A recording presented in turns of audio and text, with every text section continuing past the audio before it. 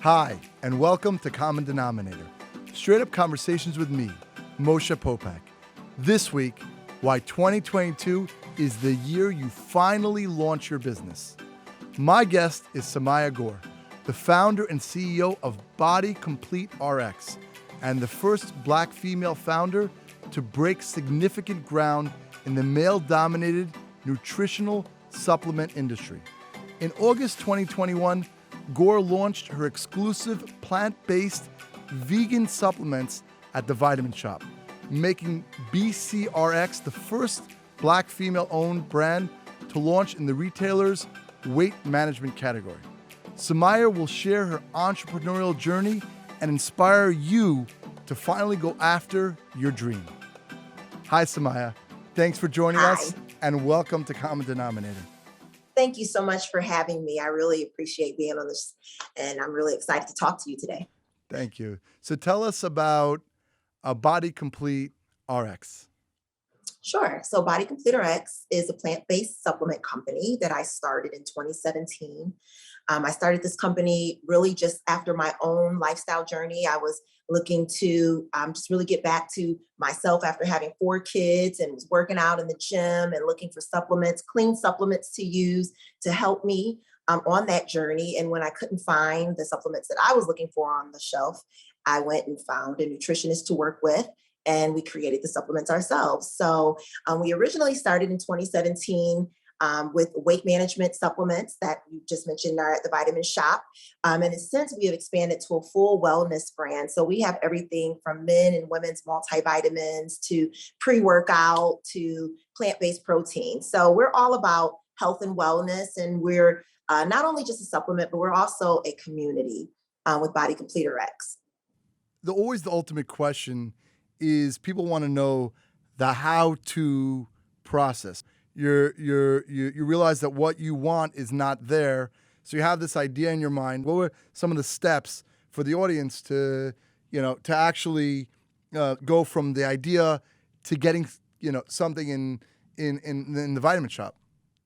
Well, there was a lot of steps. Right. It was definitely a journey. So in 2017, when I started, I had a social media following. I had been sharing up until that point my journey, like I said, to really get back to myself after having 4 children and going through that mommy life and just trying to be back to Samia and get fit and well again. So I was literally sharing my experiences on social media, sharing like I was going to, the Vitamin Shop, and I was going to Whole Foods and buying proteins and pre-workouts. And I would share this with my audience just authentically, like, this is what I'm using this week. This is what I'm using this week.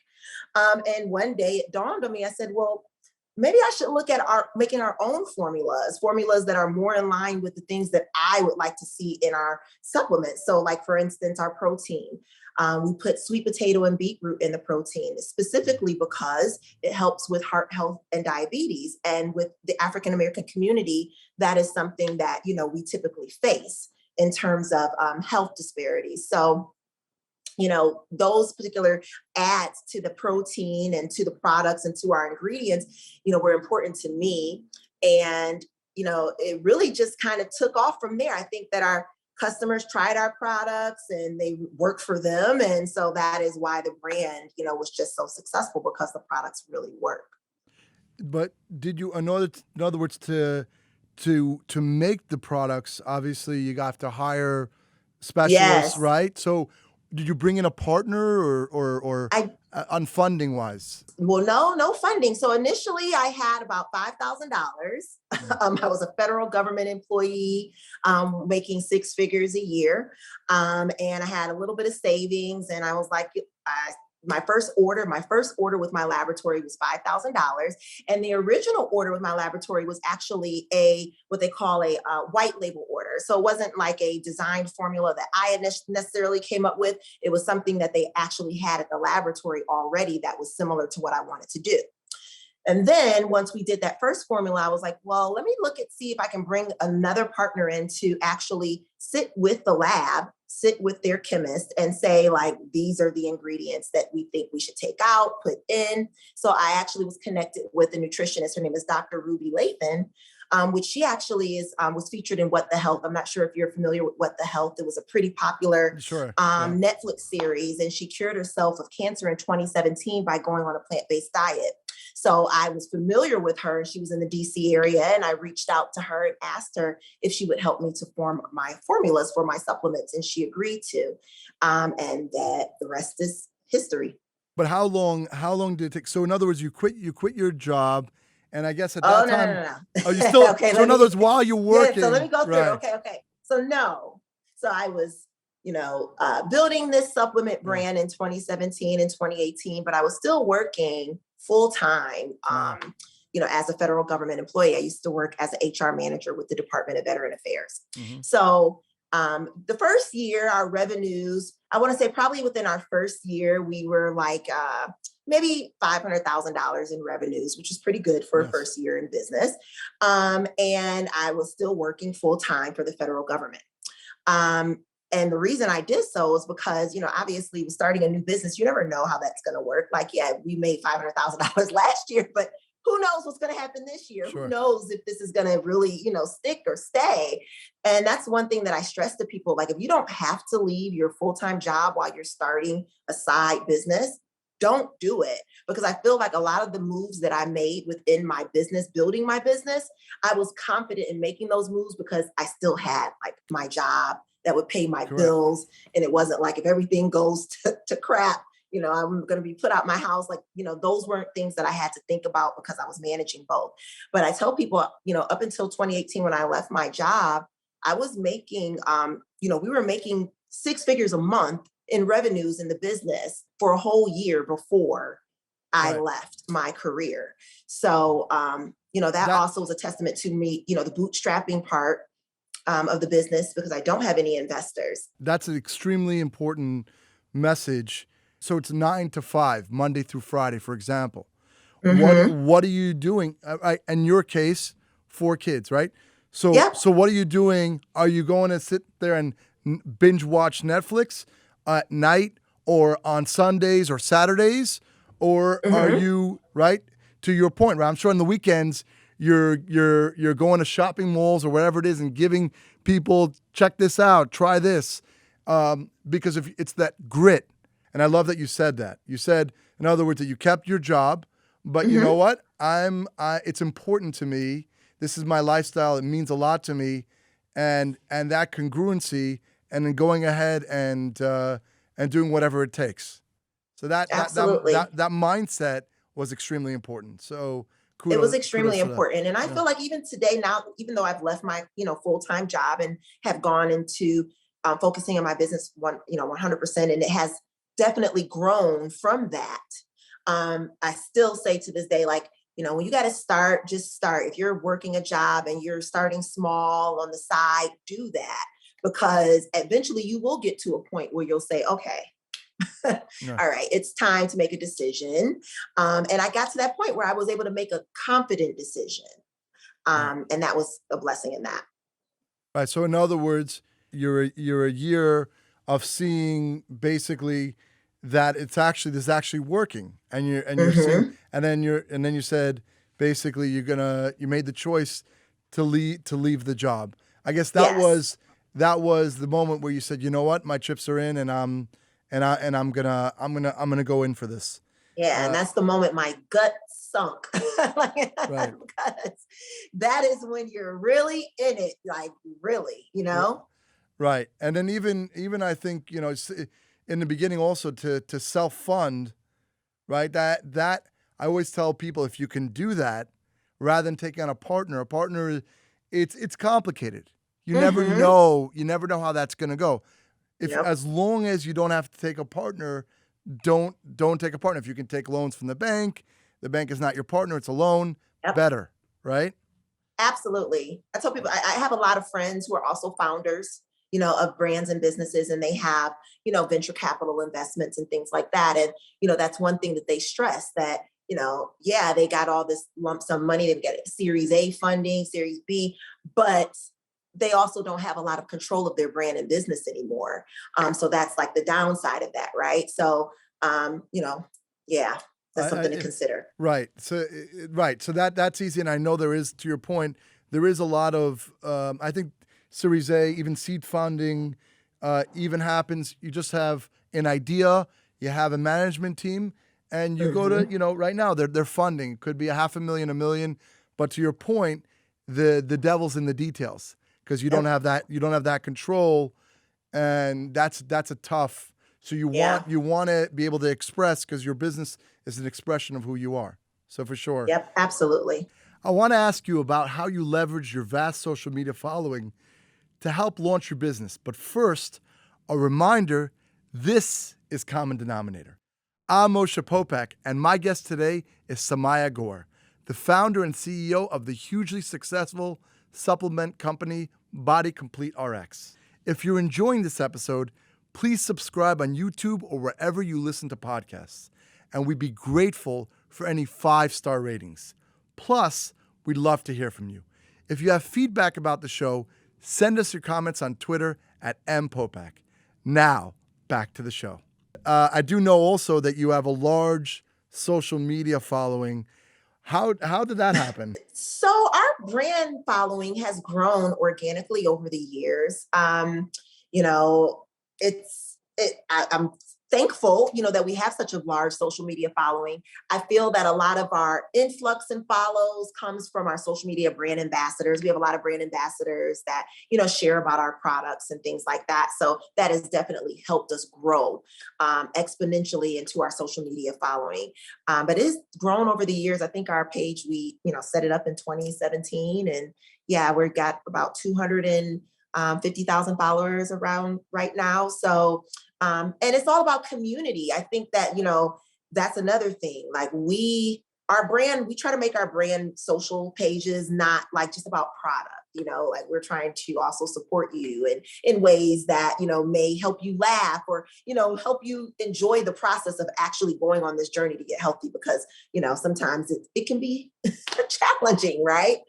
So building that community side, I think has been extremely important as well. So we do challenges and things that don't have anything to do with products. It's just about community. And I love that for people trying to grow their social media. That's a very important point. Meaning it's not just about the brand. For people to feel a part of something, people want to feel emotionally connected. They do, right? And the invention of technology allows that. So I think that's really cool. Organically, to get 250,000 followers is a pretty big accomplishment. And thank you. Yeah. And then also, for people who are interested in building brands and businesses, it's not work when it's something that you love. So when it's something that's actually like your lifestyle, like this is my lifestyle, I work out, I take supplements. This is what I do every day on a daily basis, just because this is the way that I live my life. So when you have a brand that you built around that, that too can be easier as well because you're really sharing just naturally. It's authentic. Yeah. I got to tell you, now, right, it's 4 years in, $10 million in sales, right? Did you actually, so think back, and I always think back in my business, like to the beginning, Did you ever think that you'd get to this point? Never. I mean, no. It was just something I was doing small. I'd never imagined being an entrepreneur. I do have a master's degree in business that I received in 2005. And again, I was working as an HR manager for the Veteran Affairs, but I never even wanted to or thought of myself as an entrepreneur, right? I've always thought of myself as this person, like you go to school, you get your degree, you go work for a company and have a nice 401k, and that's life, right? So my ex-husband actually was an entrepreneur, and it's funny today, we're really good friends today, but then it was such a strain in our marriage because I couldn't understand the lifestyle that came with building a brand and building a business and what that looks like. And now today we laugh about it because he's like, oh, now you get it, right? It's a risk that you take. You're taking a risk, but the rewards are so great. They really are. Right. And I think the ownership of paying that price, to your point, the risk, it's calculated risk. And I always say a good way is you write it down on a piece of paper.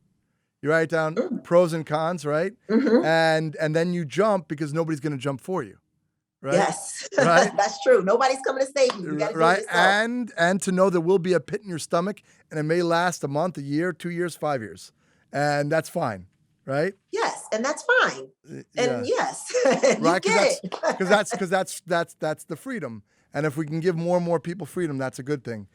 I assume there was, but was there ever any time that you felt like giving up? Oh, yes, absolutely. I tell people sometimes to this day, I mean, I try not to because I don't like to speak things, into Right. existence. But, there were definitely times where I'm like, you know what? We're making millions of dollars this year, and I, could go back and be, making six figures, working as a federal government HR manager and be just fine.